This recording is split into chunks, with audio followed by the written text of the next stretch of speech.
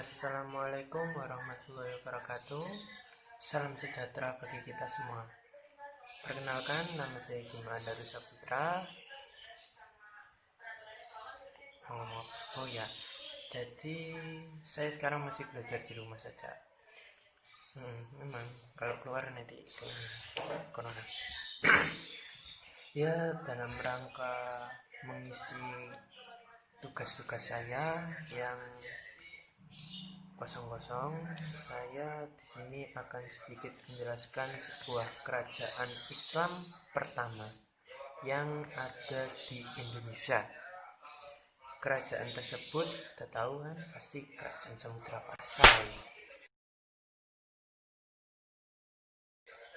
Jadi saya sedikit menerangkan dan juga sedikit menjelaskan tentang Kerajaan Samudra Pasai.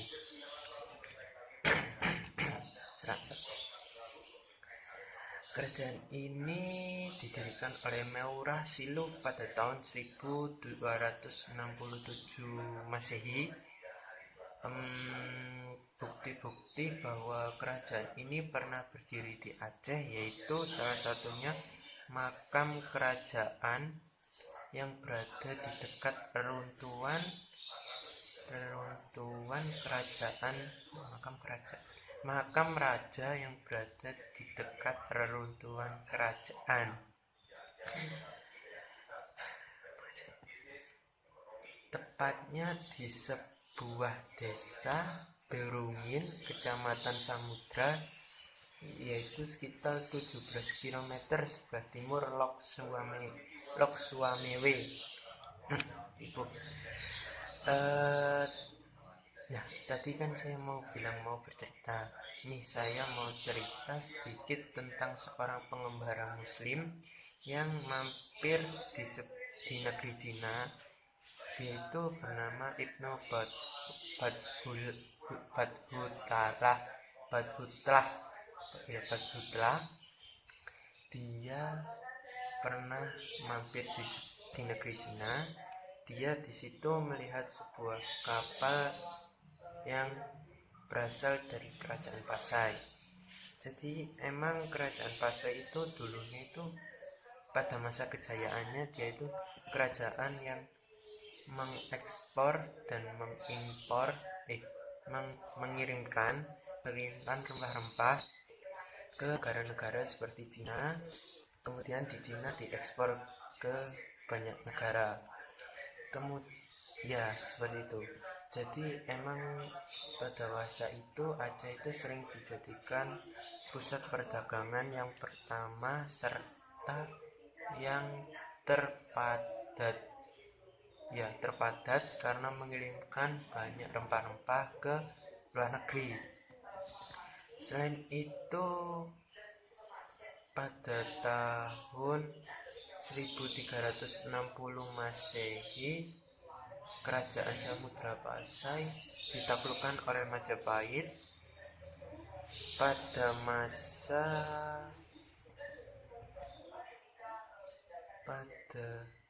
Kerajaan Majapahit dan mengalami kemunduran pada tahun 1524 Masehi. Kemudian struktur pemerintahannya yaitu kalau jelaskan panjang. Intinya pimpinan tertinggi berada di tangan sultan yang biasanya memerintah secara turun-temurun. Di samping sultan terdapat seorang pemimpin.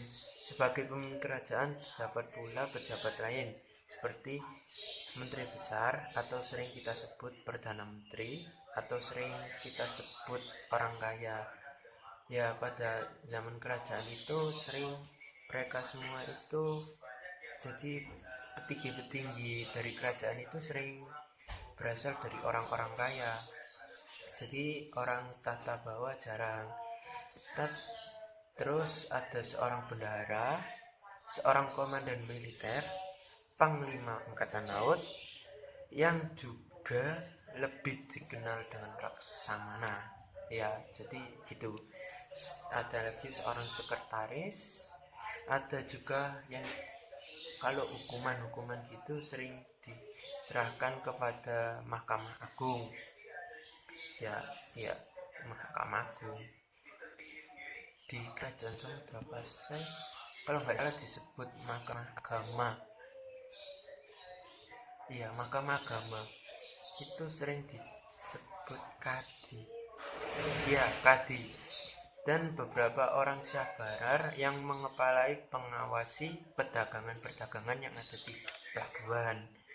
Ya, karena mereka tugasnya menjaga agar tidak terjadi sengketa, permainan politik, perdagangan, dan lain-lain. Kemudian kehidupan politik itu panjang, saya singkat saja. Kerajaan Samudra Pasai didirikan yang pertama oleh Marah Agung Silo yang bergelar atau kita sering kenal dengan Sultan Malik As-Saleh.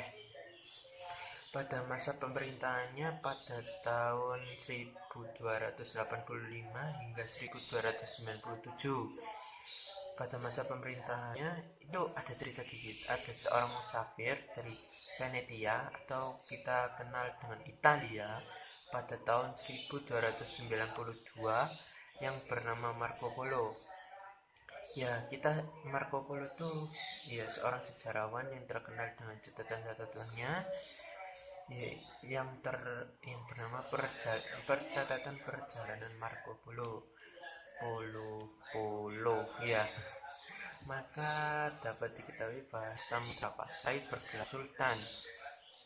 Setelah Sultan Malik As-Saleh wafat, dia digantikan oleh Sultan Muhammad yang bernama Sultan Al-Tahir I pada tahun 1297 sampai 1326. Ya, 1326. Pada masa pemerintahan Samudra Pasai berkembang pesat dan terus menjalin hubungan kerajaan-kerajaan Islam di India maupun Arab, bahkan melalui catatan kunjungan Ibnu Battuta, seorang utusan dari Delhi pada tahun 1345 semakin memperkuat terkenalnya sebuah kerajaan Pasai ini. Selain dikenal oleh catatan-catatannya seperti saya bilang tadi, dia juga seorang pemasok utama dari bahan rempah-rempah. Kemudian ada lagi versi lain seperti sejarah Melayu. Dia itu kerajaan Samudra Pasai diserang oleh kerajaan Siam.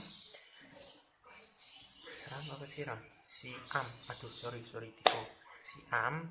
Dengan demikian tidak ada datanya yang lengkap sehingga banyak peninggalan yang hilang. Selain peninggalan hilang, catatan juga banyak yang hilang. Kemudian kehidupan ekonominya sih berkembang dengan baik karena yang pertama letaknya strategis sebagai sebuah kerajaan yang menyuplai banyak rempah-rempah. Kemudian dia juga dikenal sebagai kerajaan maritim. Terus bandar transit itu bandar transit yang dia tugasnya itu kayak sebagai pemberhentian sementara kapal-kapal. Kemudian Samudra Pasai itu kalau di ekonomi dia itu memiliki pengaruh atas pelabuhan-pelabuhan penting di tempat-tempat seperti Bede, Perla, dan lain-lain lah. Kalau saya sebutkan banyak. Dia soalnya kerajaan yang maju dan berkembang pesat. Kemudian sosial budaya, ya keadaan kehidupan sosial budayanya. Setelah disebutkan bahwa kerajaan Samudra Pasai merupakan kerajaan Islam pertama serta kerajaan yang berkembang sebagai kerajaan penyuplai bahan baku rempah-rempah. Kehidupan sosial budayanya itu seperti jadi kayak banyak banyak banyak banyak banyak banyak ilmu-ilmu, banyak ya gimana ya, pendatang. Jadi mereka itu pendatang datang ke kerajaan Samudra Pasai gunanya untuk menuntut ilmu tasawuf. Seperti yang kita ketahui, Samudra Pasai merupakan kerajaan Islam pertama.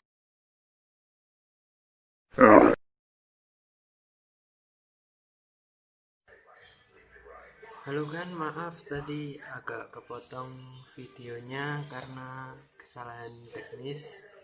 Jadi tadi saya kan sudah menjelaskan sampai ilmu tasawuf. Jadi mereka merupakan pendatang yang berasal dari banyak negeri seperti negeri Arab, negeri Cina, dan banyak lagi. Jadi tujuan mereka belajar di sana itu ingin yang pertama menambah ilmu mereka yang tentunya. Yang kedua ingin mempelajari atau mendalami kebudayaan-kebudayaan di Indonesia, atau ada yang selain ilmu tasawuf masih banyak ilmu seperti ilmu perdagangan, ya banyak lagi lah. Ya, terus karena suatu faktor kerajaan Samudra Pasai pada tahun 1360 Masehi, Samudra Pasai diserang oleh Majapahit, dan pada tahun 1524 Masehi ditaklukkan oleh kerajaan Aceh hingga kerajaan Majapahit. Kerajaan Samudra Pasai hancur, lebur, tidak bersisa. Ya, mungkin saya hanya bisa menjelaskan sedikit dari perkembangan dan kejayaan negara kerajaan Samudra Pasai. Sekian dari vlog saya. Saya berdoa agar pandemi virus corona tidak